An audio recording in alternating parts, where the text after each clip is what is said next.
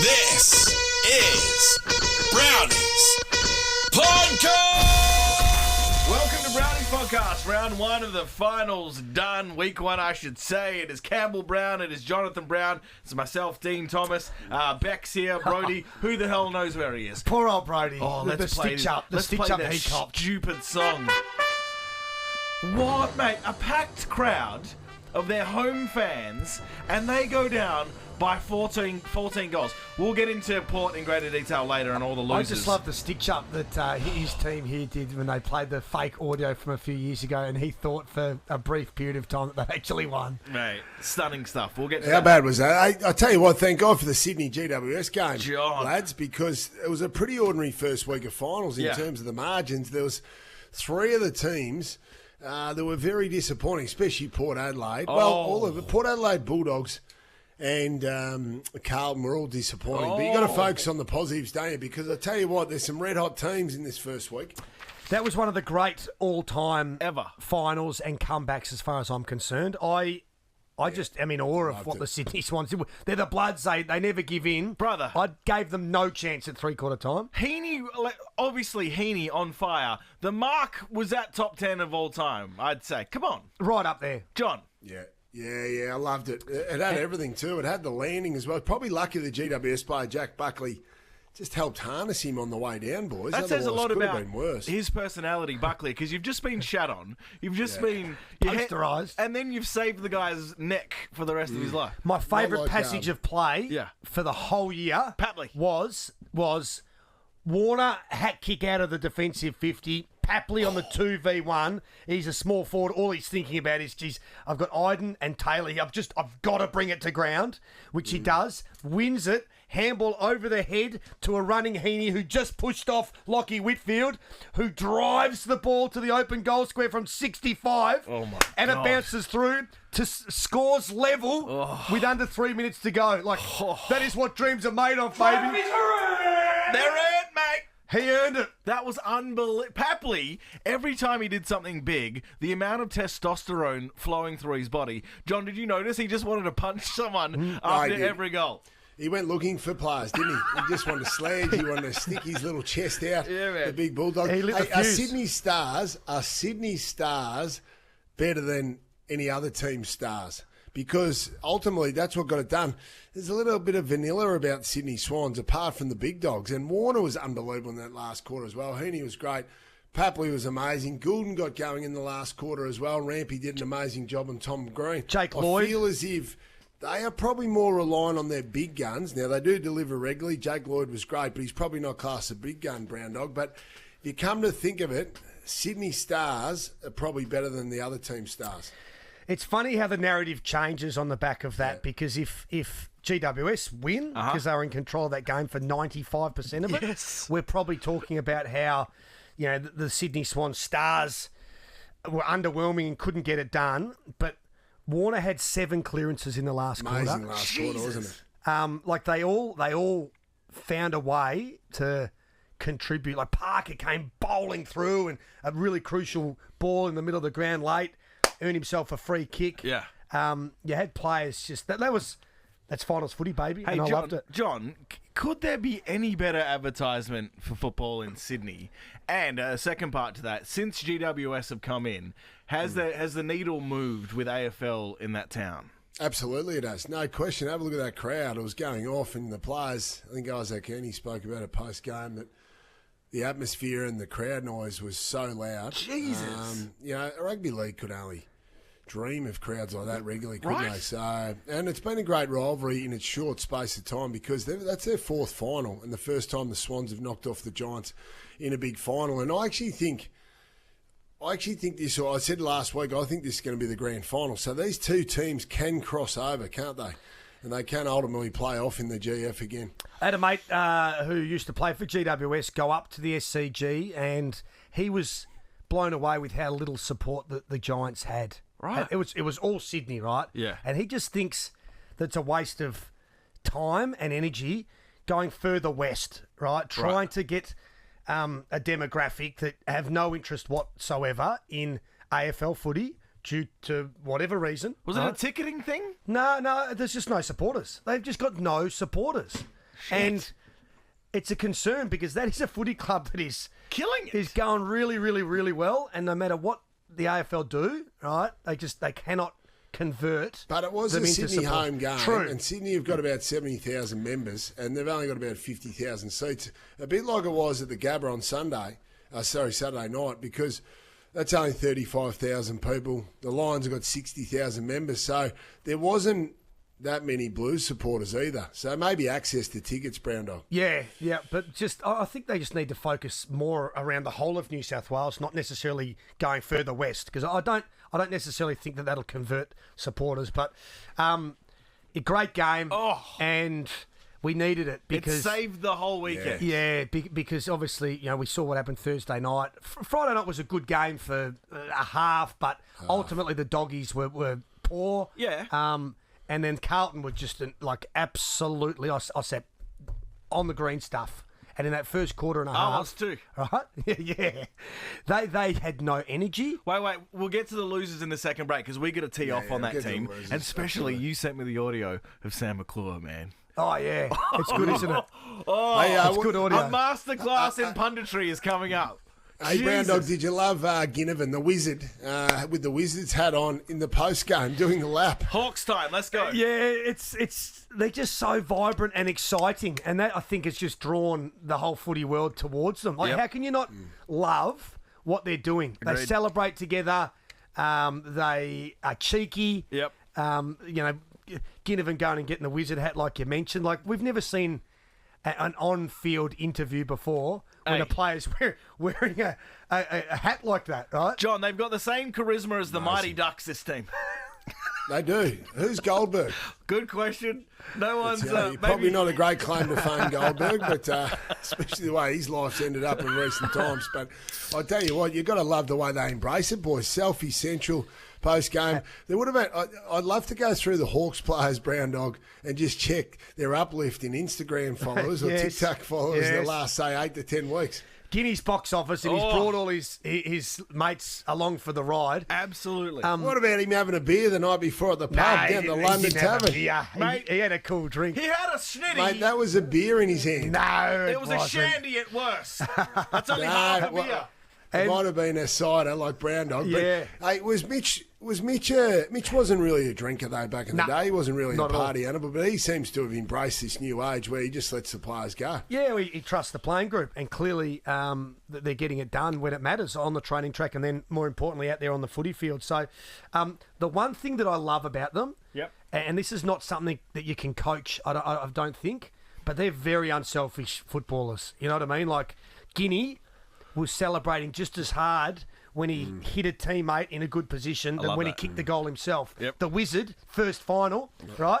Handballs over the top to Finn McGuinness, who runs in and kicks a goal. Friendship goal. French, like they genuinely look for one another and take great pride in others Yeah. kicking goals, which that's the dream as a coach, right? We want to be unselfish, this, that, and the other. Yeah. But ultimately, with 98,000 people at the Amazing game, crowd. you can get caught up and snap over your shoulder Yep. and try and dribble kick from the boundary when the game is won. They didn't do that. John, Brown Dog, call it now. We always know Moonee Valley races, Friday before the grand final. It's a big event. Actually, my horse Beast Mode's going to be running over the 9.55. Be hard to beat. There's one for your punters. Do not. Degenerates, early betting. But call it now. Hawks make the grand final. Guinea making an appearance on the Friday night because you've got to keep your routine. Yes, if they make the grand final, I'll be gobsmacked if he is at Moonee Valley on the Friday night. Would Mitch go to the lengths and the detail to actually remind him of that, though? I think he would address that. He'd walk past, right, and just cheekily at training, he'd say, "Hey, Guinea, you're not going to the races tonight, mate." And that's all it would take. We're going to go the other way. Say you got a winner for us tonight, Guinea. But I think they can. I think they can win it. Like they're going to Adelaide now to wait, play you think Port. they can win what? The flag. Come on! I've been come waiting. on, Brown John, Dog. why? He's not wrong. No, rose-coloured glasses. Way. They've been good for so long, and both So of you long. have had a lid on it for some reason. And I tell you what they do. Brown Dog is thinking of all the cashies. He's hopeful. He's missed out on grand final tickets. Dog. He needs access because he, as a past player, as a premiership player, he gets access to all these grand final tickets. He gets access to cashies. I tell you, that's what I'm thinking. He's thinking with his heart, not with his Absolutely. head. Mate, they've been unstoppable and they could win the flag, and that's a fact. That's a fact. Sam Frost is going to be a big out. He's just been that's a announced big that he's out. got stress fractures in his foot, and he's going to miss the rest of the year. Oh, dear. I don't think he's missed a game this season. So that's Big James Blank ready, or is he out for the nah. season? He did his ACL at the start of the year, so that's going to leave a bit of a gaping hole. For the Hawks, but they've had a pretty good run with injuries, so it was bound to happen at some stage. I tell you what, I watched a lot of Fox footy over the weekend and saw my friend Jonathan on the telly. Jonathan, interesting choice of jackets on the Friday, friend. It was very Sherlock Holmes. I can't remember. It had What like did I wear? tartan. Oh, yes. Yeah, Yes, bit of tartan. It The looks blue like tartan. Looks like you're solving a mystery, and I loved it. I But should have had the hat on. you should have, I don't and a know. pipe after the Hawks game. Have you heard this, Campbell? Have a good listen. Okay. Then a shout out to Jeff Armand, one of the great degenerates. He found this and he said he couldn't have got onto my WhatsApp quicker after he heard this. Enjoy. And they've really been able to do it with a makeshift forward line. Charles come from the Gold Coast Suns, and obviously Jack Gunston. Cunston, you reckon? Jeez, I'm a bit stiff, aren't I? Hey? Just a Tiny slip of the tongue at the wrong moment. I'm so immature. corrected This has myself. brought me so much joy. One more well, time. and Bucks they've was going to really pick been up able- on it too. Yes, absolutely. Let's have another little listen just to make sure we didn't hear things. And they've really been able to do it with a makeshift forward line. Charles come from the Gold Coast Suns, and obviously Jack Gunston. Well, I was speaking about his contribution for the Brisbane Lions. Oh, is that right? Well, that's why I felt that way about him. Well, what if I told you the internet is already on Jonathan? Good. And there's a new sort of music out. And you know dubstep? Have you heard of dubstep? I've heard of dubstep. Well, there's a new sort of music. Beck, you're young, so you know dubstep as well, right? Yeah. Have you heard of cunstep? No, this is new to me. Jack Gunston. Jack Gunston. Gunston.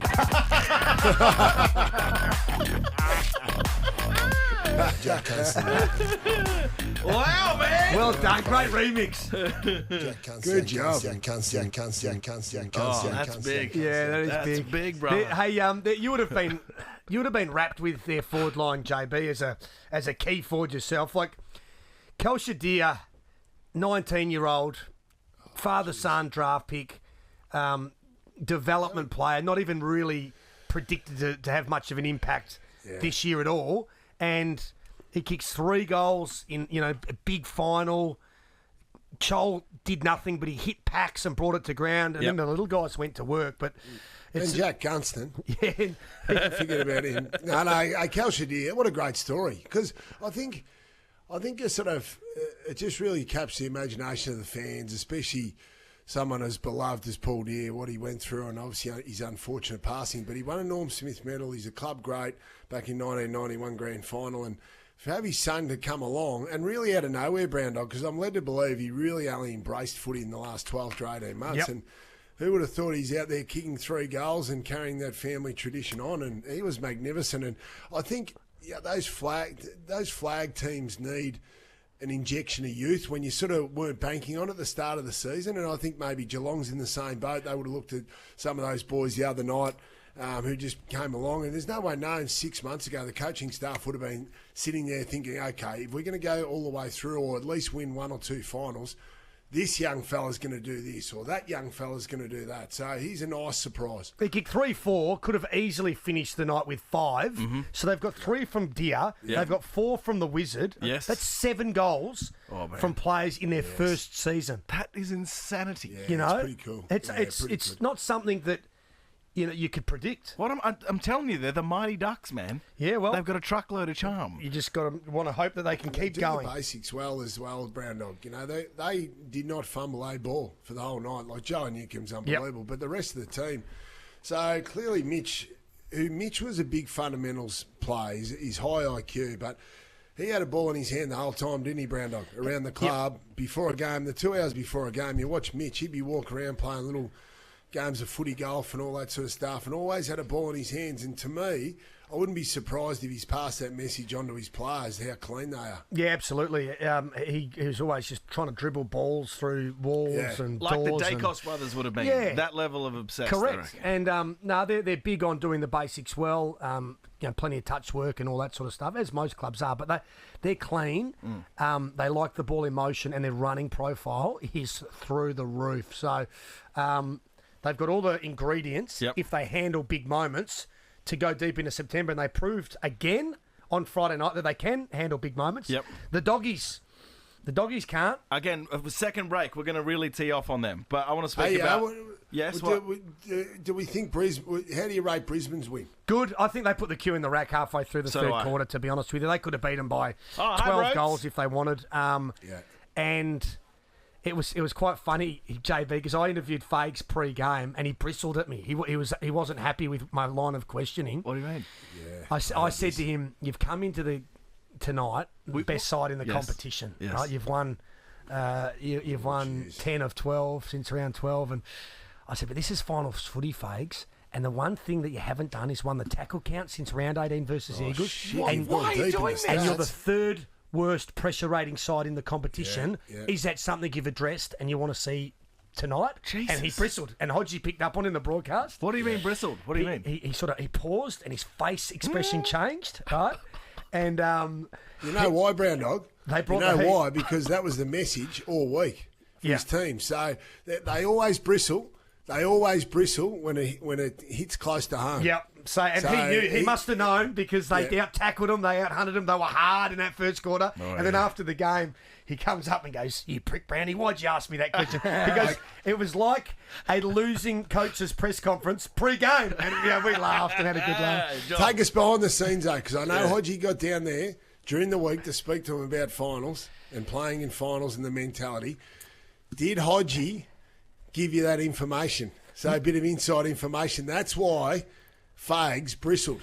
Well, Hodgie didn't give me that, but I needed a question because the one thing, good sides usually are very high in the pressure rating, right? And so for them to be winning games and be third last was like a glaring stat for me. And then when I looked and they didn't just get out-tackled, like they were losing the tackle count by 15, 20, 30, right? Yep. Their ball movement is so good. Geez, they're good by foot, JB, across the half-back line. The sharp as. Dane Zorko, well, it's handy when Dane Zorko, your best player, who win the best and fairest in All-Australian, is allowed to run around on his own. Yeah. That was surprising by Vossi and the boys. Yeah, how did you rate Vossi's coaching performance? I don't think it was great. Well, it clearly wasn't great. They looked as if they were going to try and save the game, didn't they? So I was surprised that Doherty played. We spoke about that during the week. But TDK is the sub. You just play him at the start, don't you? He's an impact player.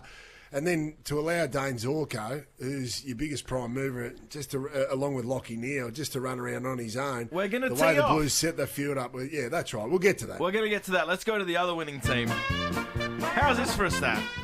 Since 2011, if you're a Cats fan, you've enjoyed 9 prelim finals. Yeah. That's insane. It's a disgrace. Perennial Mate, success. you have no right to talk today after your team. It was a disgrace. We'll get to them. Hey, you sound bad. What's happened? I'm just upset and I'm angry at Port Adelaide. All right. Do you think you've been walking around living in a false sense of reality for a fair while?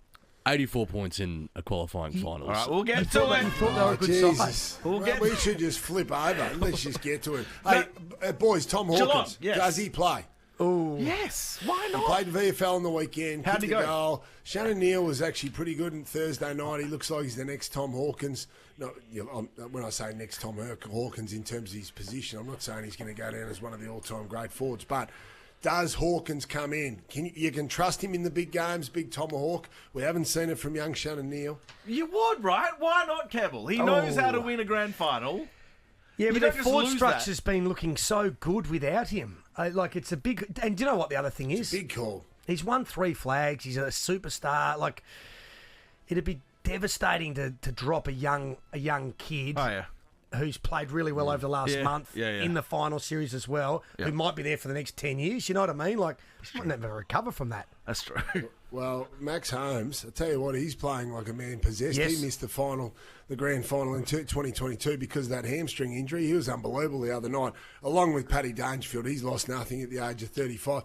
Geelong manage their players, their senior players, better than any team in the competition. Chris Scott never plays injured players. Tom Stewart, who's their vice-captain and one of their best players, pulled out before the game.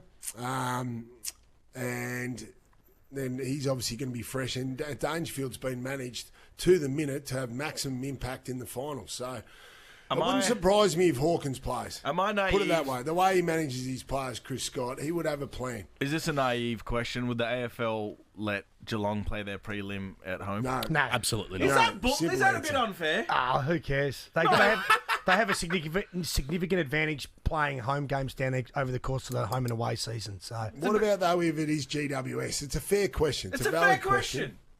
Geelong versus GWS. They'd probably get as big a crowd if it was in Geelong in that event. Is that right, Jonathan? I would say no. The other night, 97,000, Hawthorn v Western Bulldogs. Yeah, two Melbourne teams. To get 97, I know You'd two get Melbourne teams, 65 but to not the the G. biggest draws. Right. You would at least get 65, wouldn't you? That's the only Yeah. game for that weekend on a Saturday night. True, I think they play at the MCG. I think there's some contracts in place there as well. But yeah, they're in good nick, Geelong. They look sharp. They'll be better for the week off because they've got a few veterans which will like that. All right, we're going to take a break and then come back and tee off on all the losing teams, especially Port Adelaide. I can't wait for that. But to take us to the break, the hottest new music in town, it's Cunstep.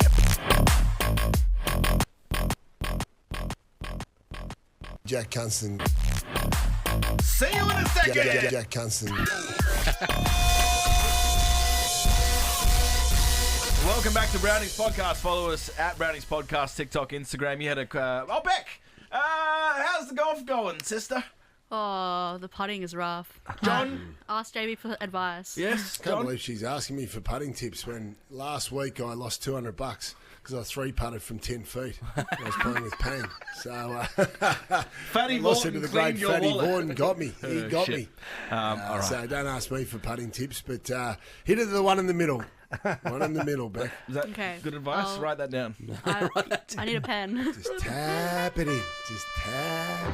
Ba, ba, ba, ba. We are in front of a full house. Stop smiling, Campbell. we've got the power to lose. Power to lose. To power to win. We are extremely How you going, man? It was as bad a finals performance as you could possibly What dish was up. that? I had someone say it's the worst finals performance I've seen since Port Adelaide in 2007 against Geelong. I was like, thank you again for that. Oh, You actually hit the front, though, early in the second quarter. Oh, you forget that, actually. Yeah, see, essentially that's a win for us then, really. Well, that just shows how we're after that, especially. What I want to Hey, know... what were you doing starting at Horn France on the bench? Bro, I know you're not the coach. But what are you doing starting Horn France on the bench? The most destructive midfielder in the game. The opposition's got Patrick Dangerfield. You've got the young Patrick Dangerfield. And he's sitting, getting splinters up his ass. Us. Rotations. You got to be wary of the rotations, you know? Oh, yeah, of course. Where's you your second chance held? Port Adelaide. Oh, so you've heard that right. Yeah, we play the Hawks in Adelaide this Friday night. That's the only thing I worry about your boys is that they're so embarrassed, Port Adelaide. Something They must... will respond. Of course they'll respond. Kenny's got a unique ability to rally the troops, over the last like few he years. did on the weekend. No, but when they've been under duress during the week, Yep. they come out and it binds you together and they put up spirited performances. So that's the one thing that Hawks need to be aware of. But I think as the game goes on, they'll just tear them What apart. I want to know, and you two have both played in finals and played in grand finals, how are they not ready to go? Like as soon as the ball bounced, it looks like they weren't ready. They had a week and a half to prepare. Doggies mate. too. We've Pressure. How? Living I in don't that understand. town, I'm like, you've got to finals have them pressure, at everything absolute put in your fever face. pitch. Well, they've got their best players are young, so they haven't been able to handle the finals pressure yet or haven't been exposed to it. So it can take some time, and unfortunately they weren't able to cope with it again. And then senior players struggled. So Travis Bloke, I think he had 5 or 6 goals kicked on him. Charlie Dixon looks like me trying to get a kick Where'd against the that kids the other pirate night. go? That pirate was seldom useful. Yeah, Charles didn't have a great Does game. Kenny catch a bullet if it's straight sets again? I think he'll struggle to coach the Port Adelaide Footy Club next year if they go out in straight sets, especially if it's a hiding. Which would be, how often would I don't think that would have ever happened, that the fact that you have made back-to-back finals, this will be 3 years in a row, and have double chance 3 years in a row, Top four, and then yeah. to get sacked, would be unheard of. But, okay, devil's advocate, you're still getting there, so you'd Yeah. rather get there than not get... Of course. So of course. does he? Should he get a bullet for that? It's not black and white, John. As the great Vin Diesel said, winning is winning. It doesn't matter whether you win by an inch or a mile. Yeah. Winning is winning, and there If is no only you had second Vin prize. Diesel out there, you might have been some sort of chance. Mate, Vin would have got 30 touches Mate, easy. they just needed to be a bit faster and more furious. Exactly right. Hey, who has to wear the responsibility of Zach Butters? So I have an issue now. So we've spoken about Geelong, who manage their players better than any team in the competition. Chris Scott, very calm under pressure, won't play unhealthy players. Zach Butters clearly goes in with injury of some sort to his ribs. Doesn't last till half time. Connor Rozee, your captain, 10 or 12 weeks ago, declares himself, doesn't last till quarter time with a hamstring injury. Okay, they're your two best players, or two of your best players, along with Horn Francis, and they can't stand up under the pressure situation after declaring themselves. That's an issue. Yep. Who do we lay the blame at there, Brown Dog? Well, both player and coach and fitness staff. You've got to put some trust in your players, because at this time of year, everyone's playing under a little bit of duress and carrying injuries. But if you put your hand up to play, it is absolutely incumbent on you to be able to get through a game of footy. You have to be able to push through the pain barrier. Yes, you need a little bit of luck, to get through, but you run the risk of significantly letting down your team and yourself if you put your hand up, play, coach backs you in, and you fall over. Especially in big games, Brown Dog. No question about that. We've been fortunate enough to play with many great players, and part of their qualities were, once they put their hand up, especially in big games, they delivered more often than not. And I tell you what, you do. You put a target on your back if you declare yourself. And also, if you don't deliver in terms of being able to play out the game and contribute, also, the coach then lacks trust in you, and the medical staff lack trust in you next time it comes to that big decision as to whether to play or not. You put your hand up to play in that 2004 grand final with that knee injury or leg injury, and talk us through that, because that was pretty bad, and you were clearly struggling. Yeah, well, that's the problem with finals. You're going to have to roll the dice on many occasions, and they're the ones that sort of you get through. Now, I got through the game. I played all four quarters, and it was just one of those lacked contribution, which a lot of players did on that day. But at the end of the day, you're able to still stay out there and contribute and help out, not end up on the bench, a man down, Brown Dog. Yep. That's the difference. Yep. So that's the one that's going to be hard, and that's part of their development as young leaders. For Butters, who we know was voted the most courageous player, we know he's tough, but this is another level. This is another level to be able to go out there. I saw one of the one of the greatest, most courageous performances I've ever seen, when Nigel Lappin went out and played with 2 broken ribs and ultimately a punctured lung, and played well in the grand final in 2003. So that's why these players get lauded. That's why they go down as legends of the game. So you declare yourself, you've got to be able to get through. Classic example was Trent Crode and myself in the 08 grand final. So I had 2 broken bones in my right foot, 3rd and 4th metatarsal. He had the exact same injury, right? Crody. Yep. And we both put our hands up to play through the final series. I got through unscathed, finished the game off and everything. Crody's foot exploded, right?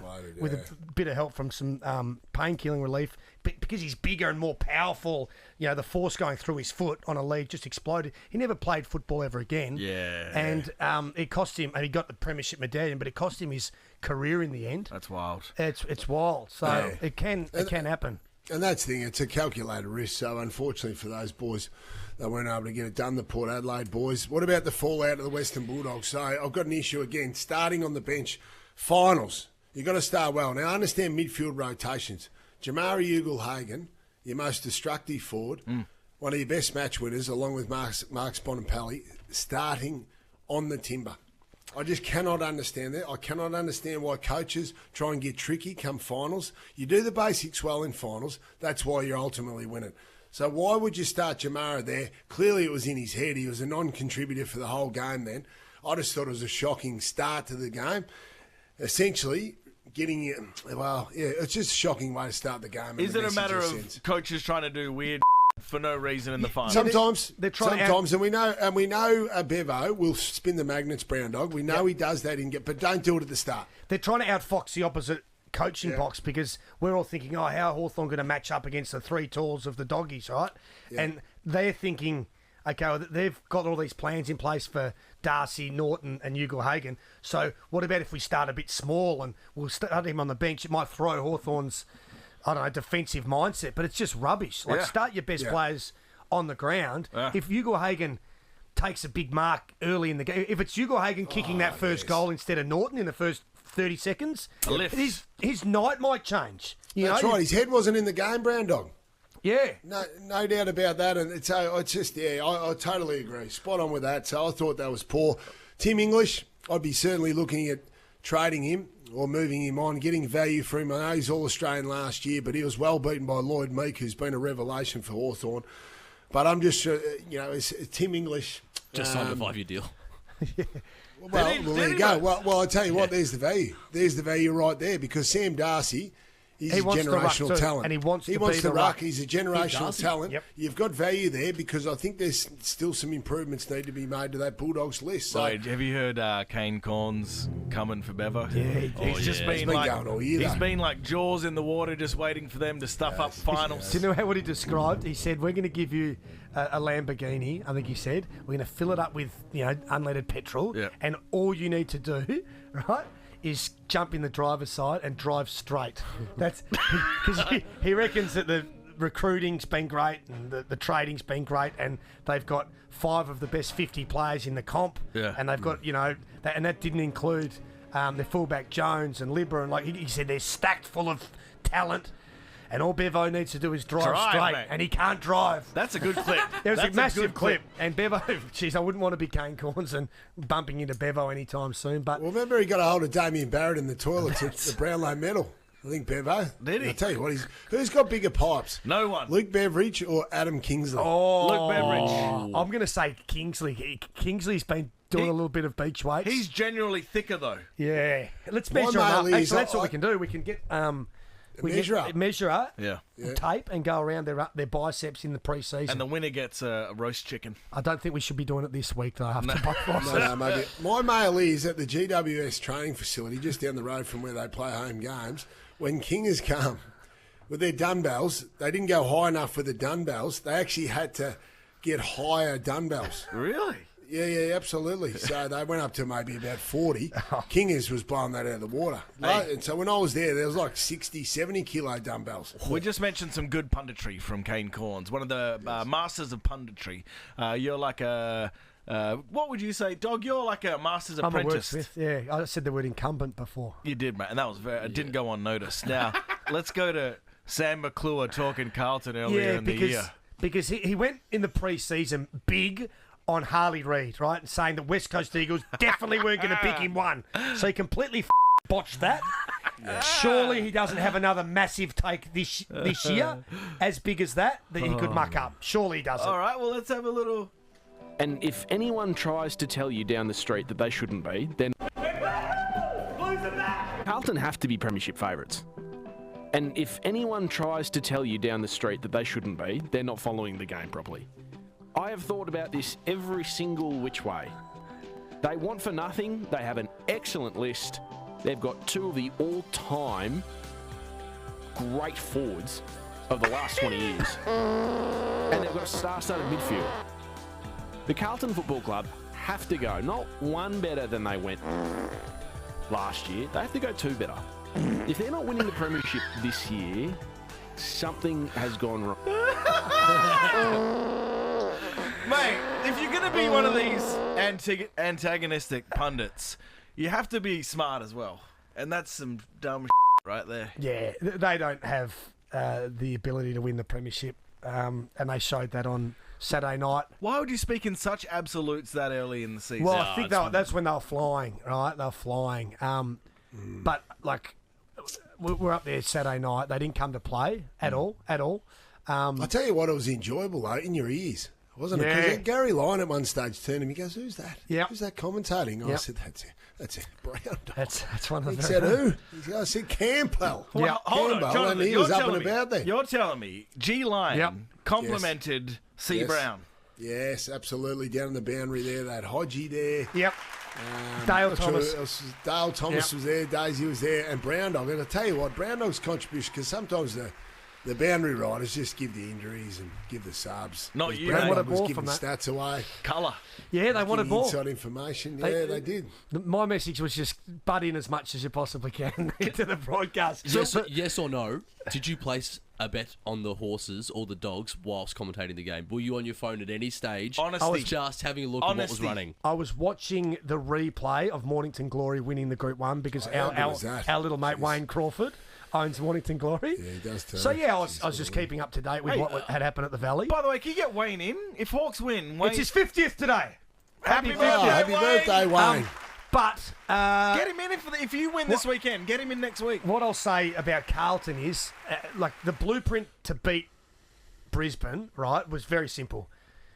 Take the uncontested marks off them because they'll pick you apart, right? Match them inside, right, with your hardness, and when you get a chance, you need deep inside forward 50s. Deep. At least make Harris Andrews and Payne and Starcevic force them to defend, right? In that first quarter, Brisbane Lions had 36 marks. Majority of them were uncontested. They had 8 inside 50s that were all shallow. All the intercept marks were across half back. And, mate, who was the best player on the ground in the first half? Dane Zorko. Hey, you know And when they it just was... picked them apart. You know when it was 60-0? Yeah. Do you reckon when it was 30-0, Vossi could have done something different? Well, he pulled the trigger on the sub, but, like, why is the Koning sub anyway? No side has been scoreless in a final since 1974, right? grief. And with 3.5 minutes to go when they were still scoreless, Scoreless. we were going to go. We were going back, mate. Back. At half time, Brown Dog. Swamp was going back to Half time, 1903 Yep. if they hadn't scored at half time. Yeah. Oh, man. 1903. It's Yep. amazing, isn't it? That's how in the VFL AFL era. It was they got smacked in centre bounce too, which that's their one wood. The Blues, and you think if they're going to be able to compete, they've got to be able to win centre bounce, get it in their forward half, and then lock it in. They got smashed out of centre bounce, so then they're on the back foot territory wise. And Dane Zorko could just do what he pleased. He just came up on the back of the play, and I think he had 19 touch in the first half, didn't he? Yeah, he was very good. And Durden and Motlop and Brody Kemp and all the role players, unsighted. You know, Cripper couldn't have done any more. Walshy had a crack. You know, Mackay was good. Kicked free, and he got his hands to a few that just came out. He could have kicked 4 or 5, but... Chincotta was the obvious one to play on Zorko, Brown Dog, and Yep. he was dropped before the game. And Matt Kennedy, they subbed out, who's one guy that you know will have a crack. You know, they subbed him out. John, if you're a Carlton Made no fan, sense. if you're a Carlton fan, is there anything positive to say after this year? Anything positive to say? Well, you've got Cripper. Yeah. Ads, back in a second. They've had Cripper for the last decade. Hey, oh, well, you got Cripper. See you soon. Welcome back to Browning's podcast. Cannot wait for Been this to the round. tip? Yeah, Been to man. the tip lately, boys? I love going to the tip. Campbell's never been. Becky, ever been to a tip? Do you know what a tip is? No. It's a big hole in the ground where people chuck out their... I've never been. Brody, you been to the tip, man? Oh, I have, and it's a glorious experience. And you just see, it's almost just like when you go into a sauna after a big night, you're just cleansing yourself of all the Yes. crap. You just see it pouring out of you. Me and my it's very cousin satisfying. found some nudie mags at the tip when we were young. Oh, how exciting. It was exciting. Which ones were they? I remember think the they were name of it? picture magazines. They were the Picture ones you get at the magazines. servo. They were low Good, level. hey, pictures. good stuff. Why do you ask? Well, and I shouldn't have even asked Brown Dog this, because how can we expect a kid from Peppermint Grove in the white collar suburbs of Perth to ever have gone to a tip before? They would have had helpers to do that. But They just ditch stuff in the poorer suburbs. They the drive around the corner and unload. tip on the Gold Coast is the best. So it's free for starters if you live in the area. As they should be. And they've got a recycling centre, like a little $2 centre, where you go in there and you can buy everyone else's that they've got rid of for $2 or even less. So they've got golf clubs, they've got carpets there. Jack wanted to put carpets in his tinny. And I'll tell you what was just beside the carpets. Yes. Oh, they're For throwing out the $2, Oh, the come on. 2001 Premiership photo. Look the at it. Premiership photo from the Frame. MCG. Have a look at that. Why would someone want to throw out a framed 2001 Premiership photo? Look at Darryl White there. Wow, Where's Uncle Martin? Point him out. I can't see him. Where's Oh, there he is. Yeah, He looks there's like right in the middle. Uncle Festa's right there. I didn't Is realise Darryl Uncle, White I didn't realise related to Uncle like Whitney? Fest. They There's look got a very bit of a similar. gap in the He front. looks menacing. Oh, that's so. How much was that going for? $2. Or free Turn if it you around. just found it. No. I'll show you the. It's in good condition. Mate, Yeah, it's in good condition, JB. Jonathan. Well, it is, and especially when I know all my teammates' signatures, I could just go around and just forge all those. Yeah. That's going to be worth a hell of a lot more than $2. Does it hurt that one of your most formative memories has been put in the tip by someone, John? Well, I grabbed it because I thought I've got to take this home because I need some memorabilia because a lot of mine was washed away. Yeah. Geez, I was young there. Look at wasn't you. I was about to Virile. have the time of my life. That's all I'll say. What about Leper? Leper's your actually a mind. good-looking man there, and Leper's got a neck. Yeah. Leper's got a neck in this photo, so what's happened to him? Neck Great is- Scott. Geez, we look young. Lekker's, what am I saying? Thing of his neck. Leper. Sorry, I just lost my mind. Necker. You called him Necker. Leper's neck just sunk into his body. What happened? Yeah, dude, Gladstone small like. Gladstone. I'm this tip chat has rattled me. Like, what do you do? It's pretty cool, man. You go in there and everything's free. Yeah, but it's all rubbish. No. There's a section where stuff's still good that people don't want. Yeah, no, this is a proper centre, Brown Dog. So you pay $2, $1, whatever it may be. There's records in there. I'm going to spend a bit of time on the records during the week. I tell you what, these boys would be able to buy the whole recycling centre. The highest money earners were revealed yesterday in the Herald Sun, the top 100 Who we got? money earners in the AFL, boys. I'm Lance just going to Whitnell. run you through the top 10. Yep. Lance didn't make it. Let's say unfortunately. whether they deserve to be or not. Yes or no. All right, okay. Okay, and I'll tell you what I'll do. I'll give you the price, and then if it's out of whack, I'll give you the average. But Tom Lynch, number 1 for Richmond. So that was well below. Now, Back-ended contract. heavily back-ended. 1.4 to 1.5 he's on this year. Understandable. He's Well, played 13 hasn't games played. in 2 years. Yeah, I know, but he won him a couple of flags. And they're not And it's doing... back-ended. But imagine, all right, let's do it per game average this year. Would not be good. Yeah, 13 but games. that's where the team is. It doesn't really matter. If it doesn't matter, really. 100 grand a game. Not Just how it bad. happens. Who's next? Ben Mackay for Essendon. He crossed over Second from, highest payer North in the Melbourne comp. West. Yeah, no. The 1.3 to 1.4. Not sure they're getting bang for the buck there. Front-ended contract. Oh, my God. So about 800 average over the course of that contract. Dusty, number 3, 1.2 to 1.3. Now, that's the end of his $8 million deal over 7 years. Well, he's paid Correct. that and Mate, every and bit some. of They that, would have hasn't he? done that in merchandise. Fair. What about this one, Petrarca, 1.2 to 1.3? Fair. That comes out in 2029. That's absolutely fair. Fair. And especially he's got to buy a new spleen. That's right. Yep. So that's very expensive. You can get them off the dark The web. black market. You can. You get a good one. Organ farming.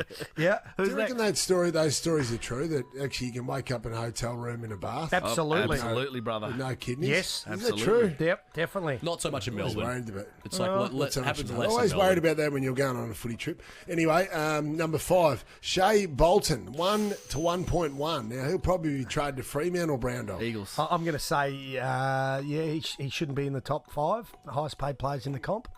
Clayton Oliver in his first year of a 7-year deal. Now let's remember his off-season escapades. 1 to 1.1 million. I don't think they would have been overly wrapped with his output this year for that sort of money, so that's a cross for me. Thought so. Bont 1 to 1.1. He's at Fair. number 7. That should be on more. Brody Grundy. Now this, Collingwood supporters, close your ears. Brody Grundy, 1 to 1.1. Some of that still being paid by the Collingwood Football Club. If he can lead the Sydney Swans to a premiership, then he'll be worth every cent, especially if Collingwood are paying some of it. So was that Is fair? that akin to, I'm not sure, being married and then you split up and your partner is then living with someone else Yes. under your roof. It's the exact same. Maybe the house you Yeah, purchased. yeah. Which happens regularly. Yeah. And you're living in a 2-bedroom flat in Glen Glen Waverley. Waverley with a busted air conditioner unit. Sometimes life just isn't fair. That's right. Number 9, Tim Kelly for the West Coast Eagles, 1 to 1.1. Good player, but no, yeah. that's Yeah, too much that's for true. me. That's Best and fairest last year. Paddy Cripps, number 10, 1 to 1.1. Under Tick, Unders. tick, tick, tick, tick, unders. Unders. Yeah. Unders. Okay, I'm going to toss up the bad ones for you. Jack Lukosius, Gold Coast, $900 to $1 million. And finish the year in the NEFL, or the VFL, sorry. Yes, Nick Haynes, 9 to $1 million. Not for getting a game. GWS. Not even getting a game. That's yuck. That hurts. Jacob Hopper, 8 to 900 grand for Richmond. That ends in 29, that deal, and he's got a dodgy knee. Hot dog. Yeah, I think Well. Richmond will wish they had their time again. And the pick of him, number 96. Can you believe this? Patrick Dangerfield, 6 to 700 grand. Wow. He's still Look, ripping I know he's finals old. apart. Still ripping finals apart. That's a pretty good deal. I tell you what, Geelong do well with their salaries, don't they? Yeah, That's why bloody they oath. played 9 goddamn prelims. Time for... What a world. Now, my what a world is, did you know we're talking about tips? I've just Googled tips. Tips. Yeah, tips. What do you mean? Do you know that here in Victoria, the great state, I we've thought- got to pay Gotcha, to yeah. go to the tip to get rid of our Hey, to the before you, race. this predated Dan Andrews before you tee yeah, off. I know, but it's just we're Still talking blame him tips. for that. And JB said you can just go to the tip and drop anything off, and it's free in Queensland. Should be able to. Yes, free. Nothing's free down here. Even when you Well, die, mate, there's a deceased estate, you get taxed on inheritance. We've upset him. You don't get Brown that Dog, yet. it's a great point. I'm glad you brought it up. You know, the fact that I go to take my mulch in Victoria, I'll take my grass, my greens to the tip, and they'll charge you $100 a trailer, and then they're going to mulch that up and sell it. Yep. Yep. So that just doesn't make sense to me. Perth, you have to pay for Highway your tips. robbery. It's not just Melbourne. Yeah. Perth, Adelaide. What about Adelaide tips? Port fan, do you know about the tips, No, man? you just dump it in the street. You just dump it wherever you want. You don't even have to go to the tip. It does seem like bullshit. When I first moved up here, we didn't realise, because you got to live in the local area and you got to show where you live. And my father-in-law come home from the tip. We were moving house, so moving box and all that. And Billy Boy said, he came back, he goes, that bloke at the tip's an absolute prick. You won't get along with him, trust me. I said, no worries. So I went down there the next day, turned up, and I went in the window, and this bloke comes over, he goes, "Oi, John O'Brien, how are you, son?" And I said, "Good, mate." He goes, "I love the way you play footy, son. Love the way you play footy." And I said, "I've heard it's a bit of a problem dropping stuff in at this tip." He goes, "Not for you, son. You can bring a dead body and it'll be free." In you go. We might have to take him up on that offer. Jonathan, before we go, just please repeat your advice to Carlton fans. At least you got Paddy Cripps.